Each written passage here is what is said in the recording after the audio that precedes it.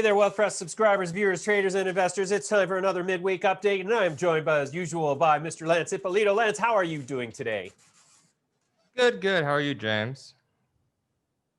You know, I'm rocking the free world over here. We're digging into long, cold winter up here in Canada, and just going to sit back and make some money in the market. And I thought maybe you could help me out there. I'm pretty green behind the ears when it comes to option trading. I'm more of a long-term investor type. But since I got nothing better to do, I thought, I think it's time to start getting into the options. So where does a guy like me get started? The options market has never been more popular, and there's never been more of a demand for options trading. So I would say, James, if you're looking to get started with options, there's a very good website out there with a lot of trading education, and that's Wealth Press. No, say it isn't so. What, Press teaches options trading? Not only on the website, but there is many YouTube videos on the Wealth Press YouTube channel with some fantastic option education courses. And if you become a member, options trading is in the members area for all of my programs too. Is that right? So now I just want to clarify here, because it's like I've gone to a few option trading advisory sites, and right away there's all this gobbledygook and all these weird diagrams and everything. And I'm just like, I don't know. I want somebody to tell me what to buy, when to sell it, and what should be my expectations and what is the risk. Is that something that you provide, Lance? Yeah, so let's actually try to dumb this down as basic and not get too deep into it, but just the beginner of it right off the bat. So let's say you wanted to buy 100 shares of Apple, we'll say, right? Normally you just go buy 100 shares and that's it, and hope Apple goes up. Let's say Apple's at $200 and maybe you want to sell it at $220, so a 10% gain. In the options market, all you're doing, instead of buying that 100 shares of Apple stock, you're buying a call option. So a call option's betting that the stock will go higher. So calls, think of stocks going up, puts, think of stocks going lower. And with each option contract, you're controlling 100 shares of stock. So therefore, you would just buy one option contract if you wanted 100 shares of Apple stock. And let's say you still thought Apple was a good buy at 200 and a good sell at 220. The only main difference is when you trade an option, you have an expiration date. So you have to give yourself a time period of when you think Apple will go from that $200 to $220. I think that's probably the thing that gets people confused in options, is the expiration date, how to pick the correct expiration date and the strike price, instead of just going, like you said, buying stock long term and holding it. Fascinating. So now let's say, so here's an interesting, yesterday, Boeing announces that they've been approved to fly the 737 again. So right. I think, oh, this would be a hell of a day to buy Boeing stock. And so I thought, well, I got to log into my trading account, and the password had somehow got screwed up, and so I couldn't. And it's a good thing I didn't log into my trading account, because if I would have bought any Boeing stock, I'd be sitting on a loss by the end of the day. And I was thinking to myself, well, if I wanted to make that bet with less risk than the full risk of the money it would cost to buy the shares, then I would buy a call option on Boeing, and I would assume that I want to sell it at the end of the week if I was convinced that the news that Boeing could fly the 737 was going to start the stock on an upward trajectory that was going to last at least a week. Is that right? Correct. So with options, when you buy, let's say, a call option, the max you can lose is the amount you pay, or the premium you pay for that option. So that premium, though, and remember, when you trade options, you're getting extra leverage than stock, since each option contract controls 100 shares of stock. So I actually just pulled up Boeing, and yesterday at the open, it was trading around $220 a share. it closed just over 200, around 202 or so. So let's say that's a 10% drop in the stock. Right now it's 203. So 10% loss in the stock just from that day. Okay, that's, it sucks, obviously. But let's say you bought a call option. Let's say you bought the next week Boeing 220 strike call option, and let's say that was $10, right?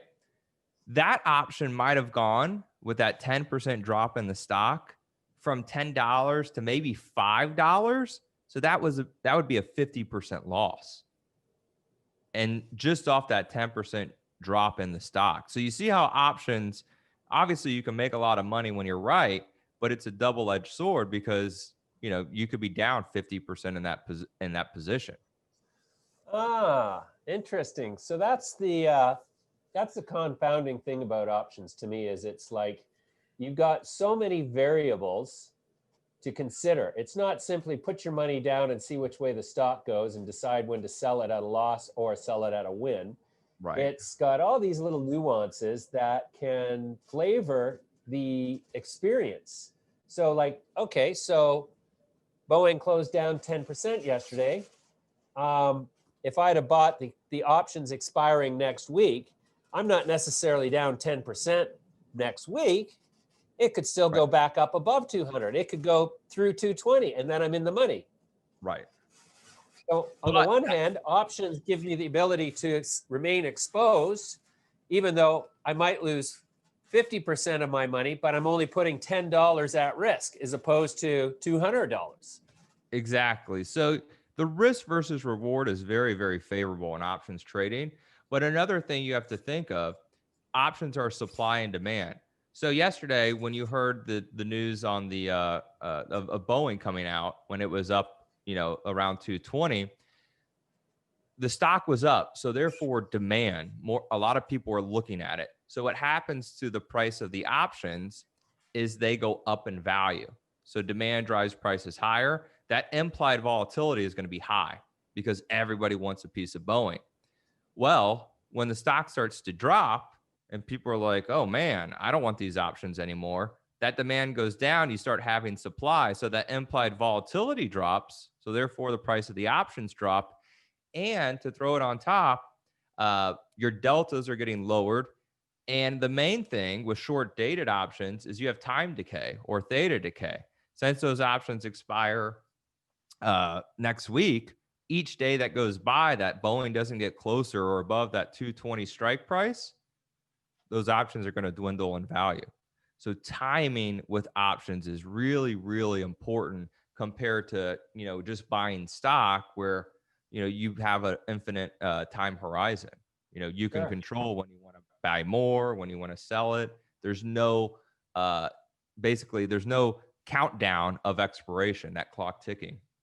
Right. Okay. And when you say the deltas are going down, what exactly is a delta? So for how much the option is going to move with each dollar increment up or down with the price of the stock. So when you start buying like an in the money or an at the money option, those are going to have higher deltas. When you start buying out the money options, so let's say Boeing was at 220 and you're buying the 260 calls, even though Boeing may go up a buck or two, those options aren't going to move drastically. But at the same token, those in the money or at the money options are going to be a lot more expensive than, let's say, a cheap 240 strike call option next week. So it really depends on how much you think Boeing can go up in that time frame. If you think Boeing's just going to go from 220 to, let's say, 230, okay, you can buy an in the money option and try to get that $10 move in the stock. If you think Boeing's going to go to, let's say, to 260, something crazy like that, then you're better off buying an out the money option because you can risk a little bit of money and really make that huge, huge return. So the biggest bang for the buck in an option win is when you bet drastically against the crowd. So you buy an option that nobody's looking to buy, making a bet that everybody else thinks is wrong. For example, if I bought an option today thinking that expired in 1 month, and I thought that the bet was that Boeing was going to be $500 a share in 1 month, I would be the only guy, maybe, or at least among a very small number of people who would be looking to buy such an option. And I would pay very little for that option, wouldn't I? Correct. Correct. You know, the main thing in options trading is when you catch uh that big aggressive move in the right direction. You know, when you think that major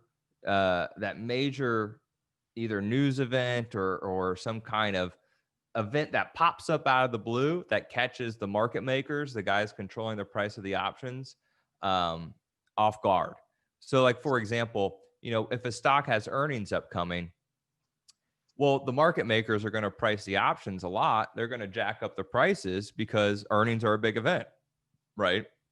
You'll have a stock like Nvidia with about a 7% move on earnings or so. So they're going to make those options really expensive.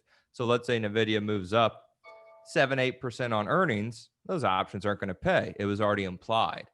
But when a stock is, let's say, flat, and then all of a sudden, boom, major news hits. Maybe it's a buyout. Maybe it's an analyst upgrade. Maybe it's some monthly sales report. And that gets that stock going up, let's say 10%. Those options can explode. You know, they could be up 100%, 200%, 300%. Okay. Well, I tell you what, Lance, I'm going to take 2,000 US dollars and I'm going to stick it in my options trading account on BMO. And There then you I'm going to go. subscribe to one of your services and see if I can turn that money into more. So which service do you recommend for a guy like me who's not a market neophyte, but certainly has zero experience trading options? Well, here, let me give you I actually just got this text Monday when I was in Miami because, you know, a $2,000 account, it's a small account, but you could still make money. My buddy Dennis texted me. He goes, $620 this morning. He actually was trading Boeing. He sent me some screenshots. $500 account now, $2,500 plus. So it's pretty cool that. And Dennis has been a member of Blitz for, I would say, months, a few months now, maybe 5 or 6 months. So if you do have, you know, a small account, let's say $1,000, $2,000, $4,000 account, I usually trade really cheap options. So I like the options under $1. So Yep. therefore, you know, let's say it's a dollar option. You want to buy one contract. It's only going to cost you $100. I really like that risk versus reward, especially if you have a small account. So would it be advisable for me, so I can buy options where I have a very strong feeling that the stock is going to start rising incrementally over time, and I think it's going to basically triple within a year.